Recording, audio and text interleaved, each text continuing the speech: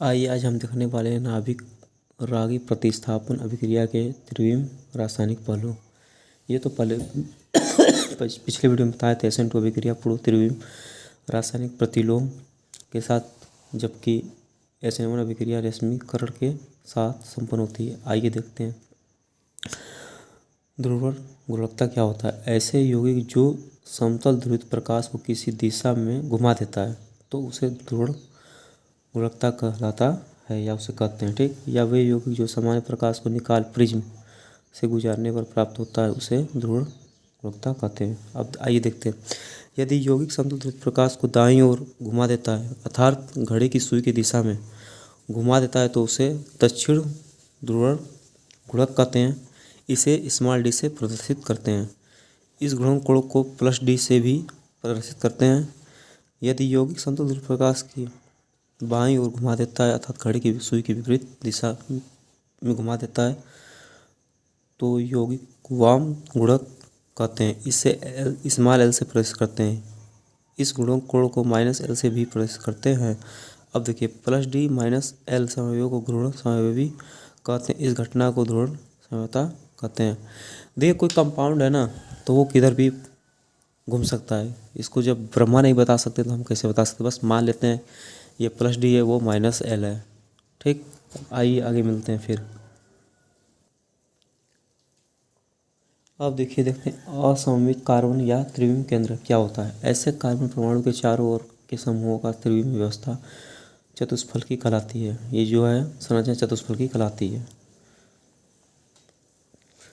होती है। और कार्बन परमाणु से जुड़े सभी प्रतिस्थापी यौगिक भिन्न भिन्न हो तो ऐसे कार्बन परमाणु को ही असममित कार्बन परमाणु या त्रिविम केंद्र कहते हैं। जैसे देखिए ये कार्बन परमाणु, इससे जितने ग्रुप ऐड हुए हैं सबके यहाँ ग्रुप अलग अलग, क्लोरीन, ब्रोमीन, फ्लोरीन, आयोडीन, सब ग्रुप क्या अलग अलग, इसलिए इस कार्बन परमाणु क्या बोलते हैं, असममित कार्बन परमाणु या त्रिविम केंद्र। अब आइए देखते हैं कायरल। वे यौगिक जो अपने दर्पण प्रतिबिंब पर अध्यारोपित नहीं होते हैं, नहीं हो सकता, मतलब सुपर इम्पोज, ठीक।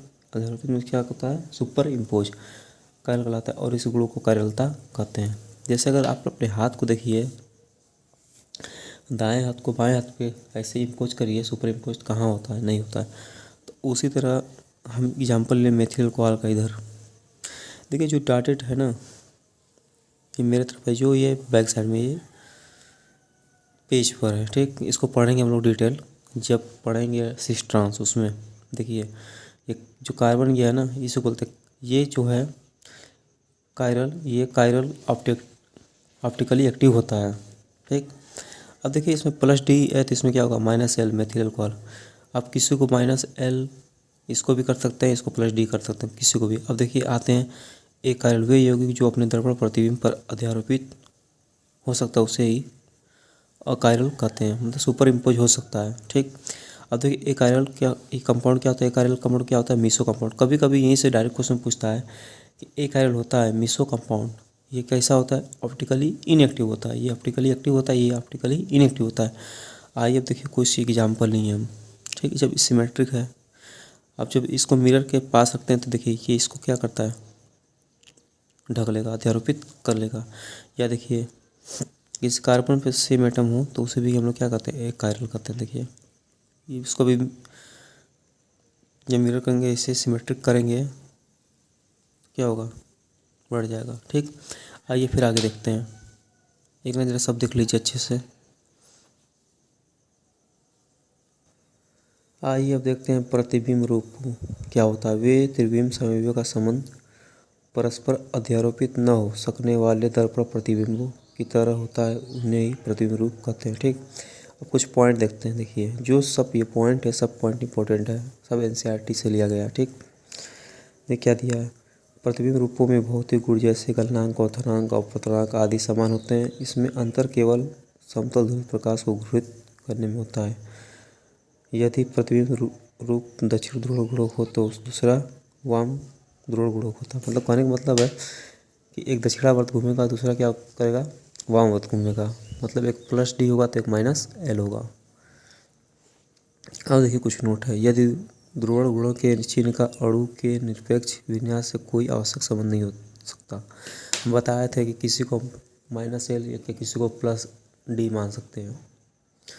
अगर पहला प्लस डी है तो दूसरा क्या होगा माइनस एल, अगर माइनस एल पहला है तो दूसरा क्या होगा प्लस डी होगा। ठीक, अब देखिए कुछ पॉइंट फिर है। दो प्रतिबिंबों के रूपों के समान अनुपात में मिश्रण का ध्रुवण गुणन शून्य होगा, क्योंकि एक समावयवी के द्वारा संपन्न या उत्पन्न गुणों को दूसरा समावयवी निरस्त कर देते हैं। ठीक, इस प्रकार के मिश्रण को रेशमिक मिश्रण या रेशमिक अंशंतरण कहते हैं। ठीक, अब देखिए नेक्स्ट पॉइंट क्या है। एक रेशमिक मिश्रण को उसके नाम से पूर्व डी एल या प्लस माइनस पूर्व लगाकर प्रवेश करते हैं।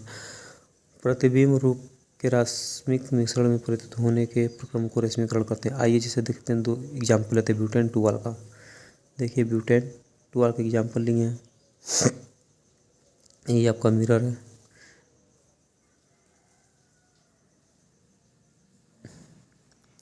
एक नज़र सब पॉइंट देख लीजिए, और आगे भी देख रहे हैं कुछ पॉइंट।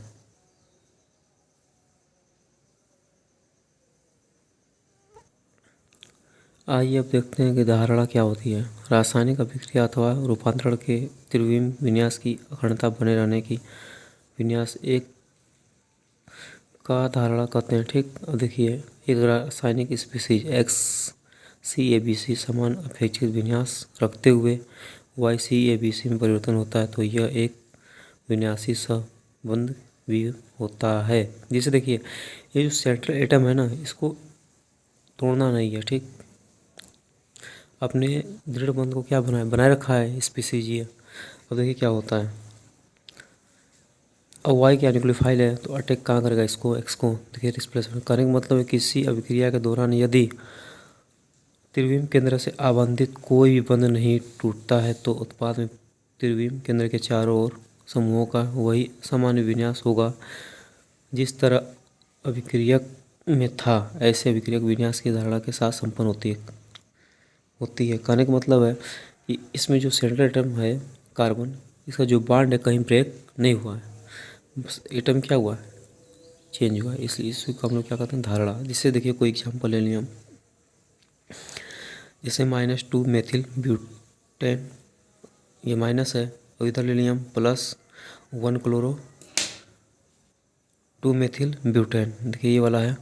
ठीक, अब देखिए क्या होता है कि क्लोरीन बस इसको रिप्लेसमेंट करता है, बाकी सब बॉन्ड हमारा क्या है ब्रेक नहीं हो रहा है। इस प्रकार आप देख सकते हैं। ठीक, एक नज़र सब देख लीजिए।